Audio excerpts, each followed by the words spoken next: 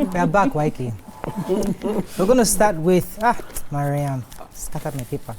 I'm giving you more work because you have it anymore. Okay, let's start. Work. Let's start with the nation.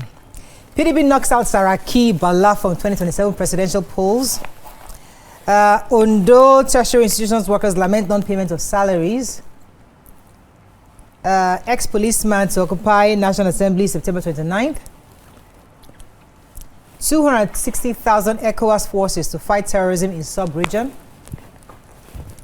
Tunji Ojo Ezekwesili differ on president's economic reforms. Man seeks suspension, that's Manufacturing Association of Nigeria, seeks a suspension of customs 4% FOB charge. And Ojulari, oil theft through pipeline bus halted.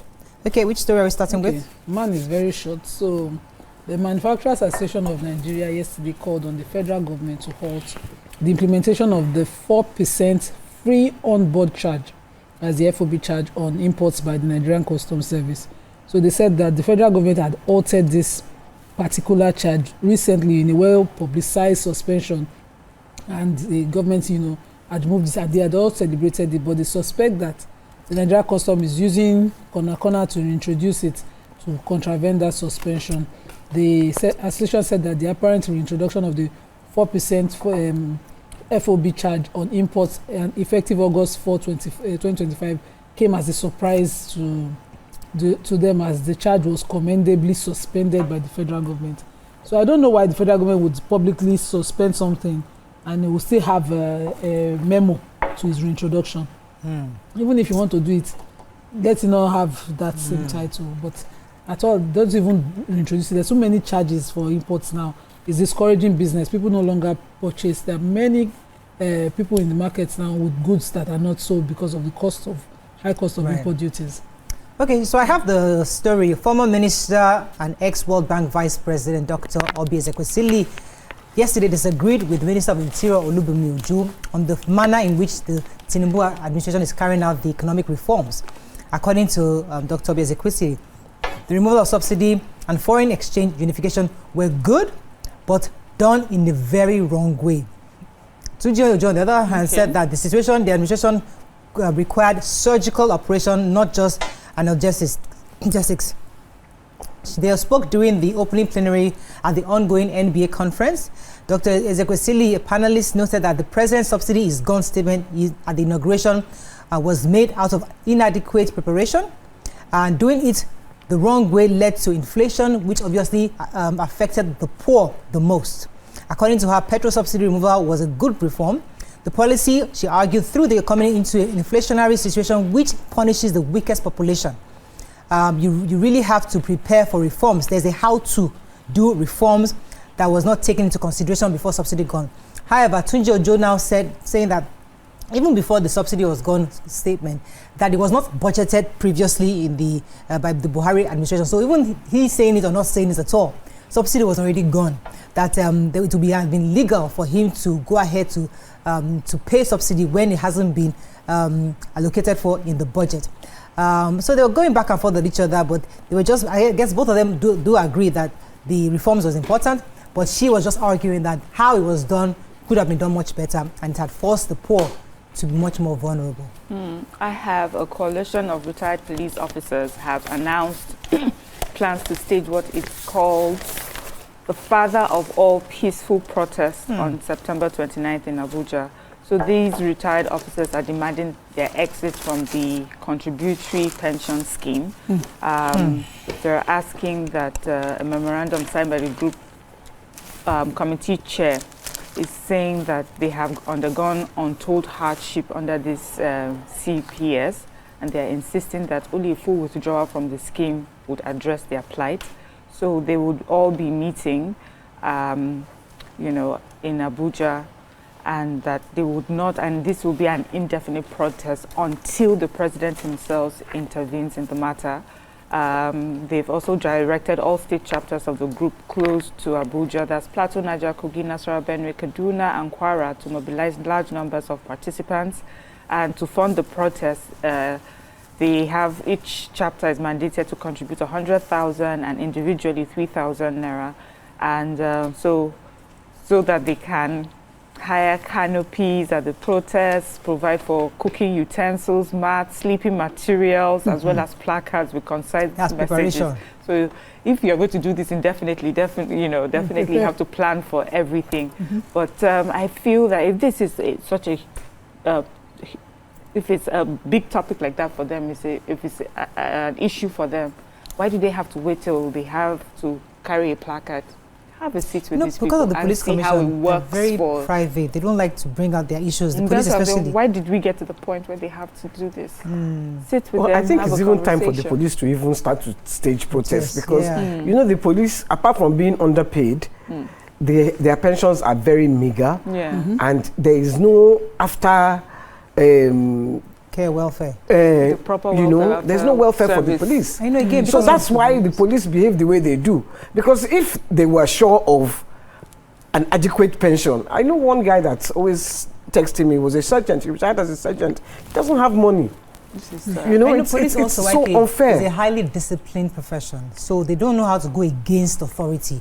They are trained to obey authority, so it's really hard for them to really come together. So to get to those points where they are going to say, I have But to go these this are way. retirees. These anyway, are so retirees, they have so more because flexibility. they are I trained guess. really not to really go against the authorities. Moving on quickly now to the Punch. You have a story? Yes, no. Okay, I yes. took Batin Get Day. out. You forgot. You started talking. You didn't even let me. Because you didn't notify that you had a story. How did I notify? When would know. made Time for adjustment? story is going. Let's take the story. Okay, I'm going to take it very shortly. The president and the Brazilian president yesterday signed a bilateral agreement for the airspace. So that's what really interests me, the airspace between Lagos and Rio. Brazil. And, so Air Peace and Caverton will be going from here to Rio Sao de Paulo, Janeiro, Rio de Janeiro, sorry. And then Varig will come here. Okay. I'm very excited about that. Why? Because when I was younger, it was a 6-hour flight from Lagos to Brazil. But now you have to go from Lagos to either France or England. It's about a 12-hour flight from England to Brazil. So you first do 6 hours. So you have to do a South roundabout. America is just here. Yeah. If you look at the map, South America is just here. We'll now be going round. So for me, that's a good thing. It's good. I read Why the is budget commending yesterday. President Bola? I didn't comment. I just said it's a good thing. But she Okay, we doesn't never comment. accept that she commented. I said But it's a good It's thing. okay. It's If I was younger and not married. married, this would have been It's very okay. exciting for me because I really wanted to marry South America. Nice. I just Fantastic. got 6 hours. So it was too What fast. is she saying? What are you saying? Can we go on a break? Everybody has Let their Mr. own. Longen here. No, that's what he won. That's what we're saying. He won. I can marry on your Because you behalf. couldn't go No, 18 I hours. Let's go on a very short break. Now we can't take Punch again. Let's go on a short break. By going around, we just mess up papers. Let me just mention him. Let's go on a short break. We'll be right back. A deal. Stay tuned. Your view will be right back. Thanks for staying with us. Moving on quickly now to the Punch. Makinde orders to fight for PDP ticket. 13% derivation fund eases oil production states' debt by 611 billion naira. NANS vows critical assets shut down over ASU strike threat. External reserves projected to hit $45 billion by year end. Osun, Lagos lead as 1.3 million complete voter card pre-registration.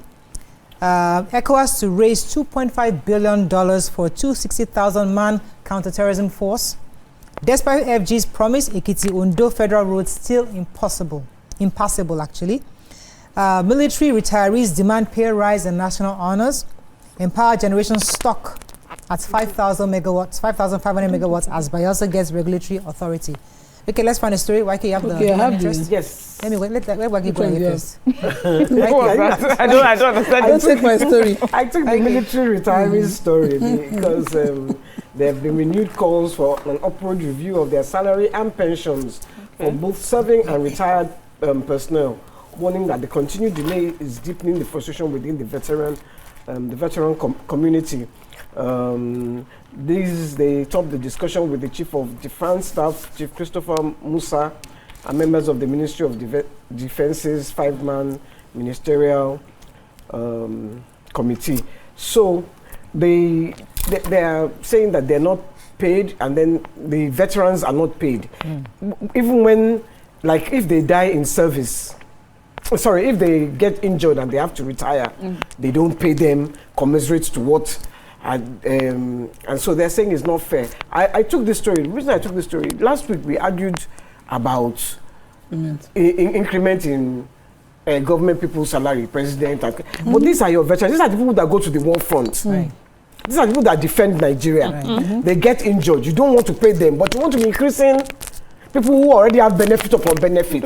I think this is so unfair, and that's why the police story too was very interesting and dear to my heart. I went back to what Nima has said last week, because there's a system that's in charge of that. So there's a police service commission who should ensure for the police officers and even for the military and for the other armed forces. Same way that Ramfak was in charge of political. So if Ramfak is doing their own job, others should also do their job to ensure that they increase the salaries for their. Okay, so I have the residents of Akure and Ekiti.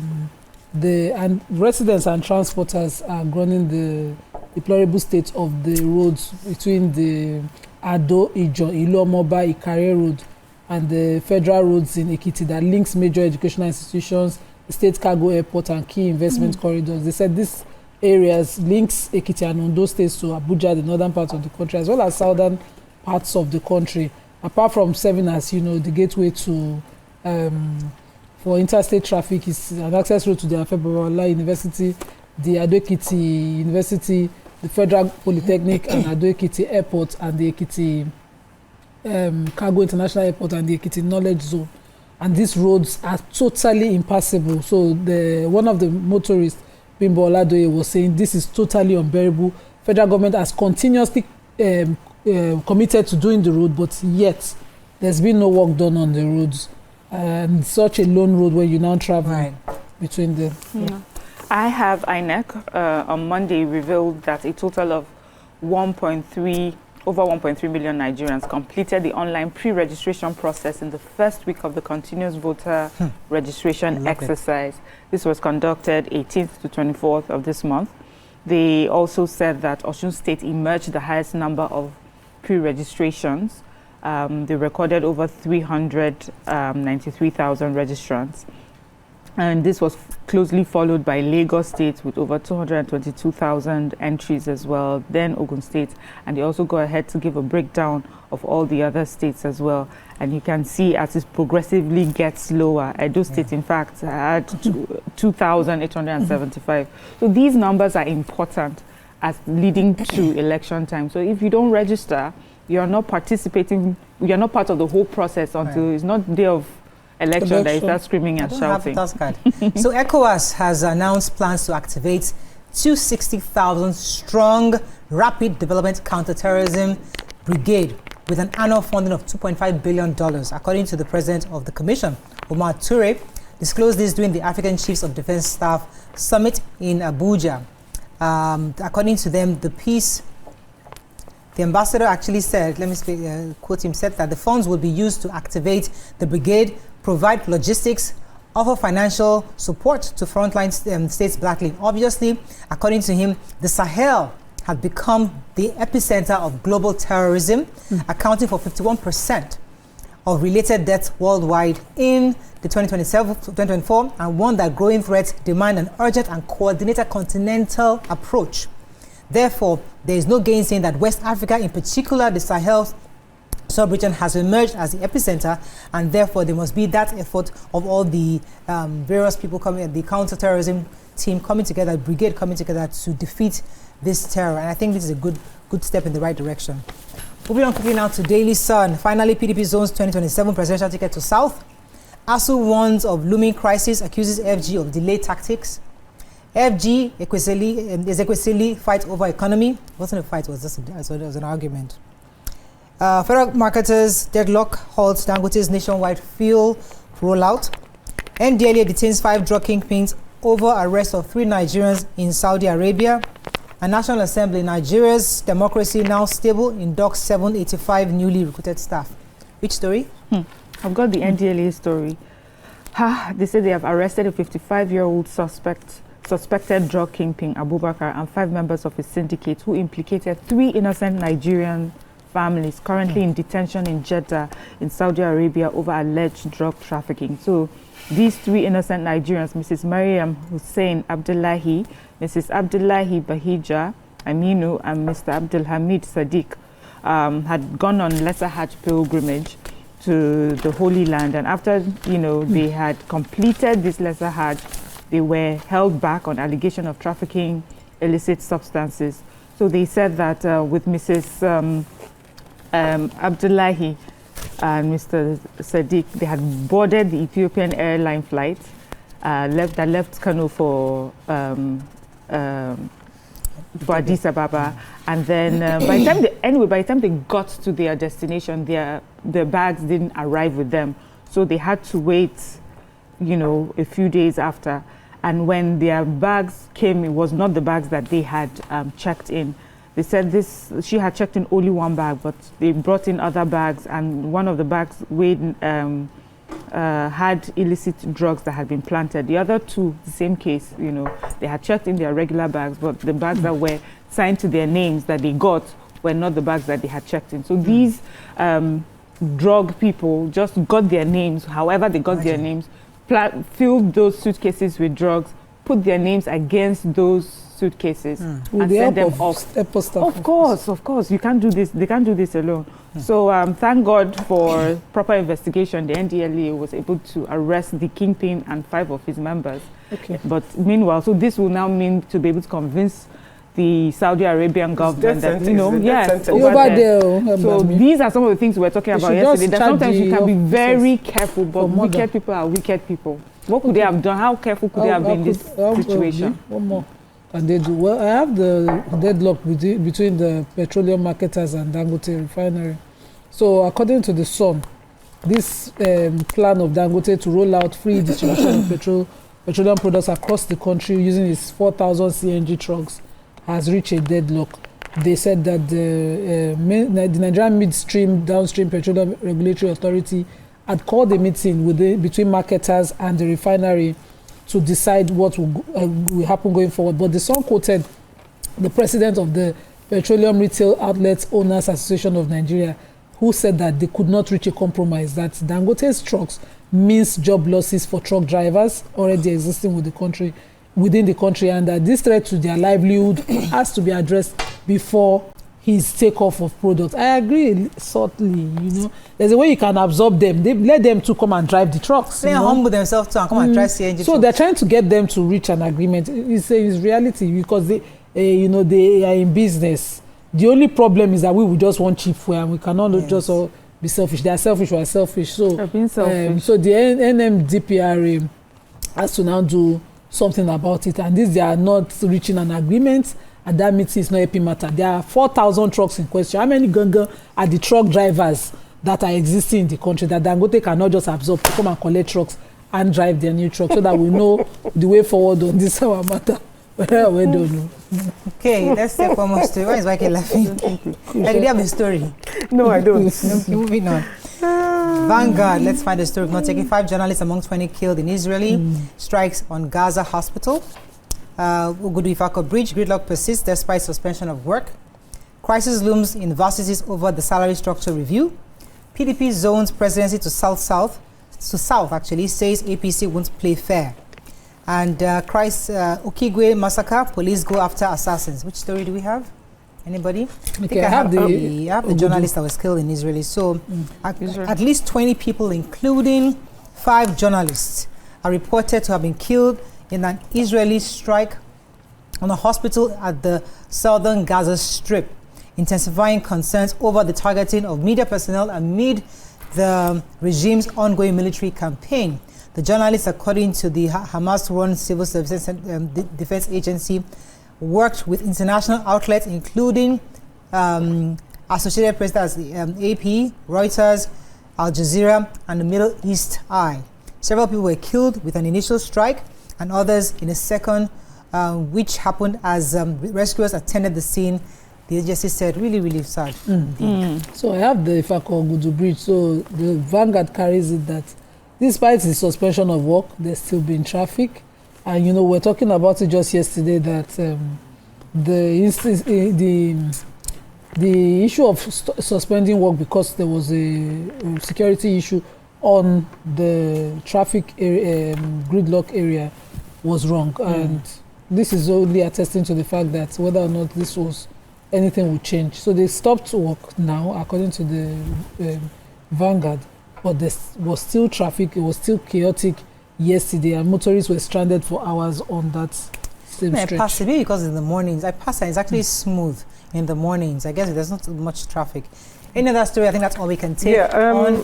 Is that all we can take? Yeah, that's all we can take. Okay. Let's go on a very short break. When we come back, move on to our special feature of today. Stay with us. We'll be right back. Stay tuned. Your View will be right back.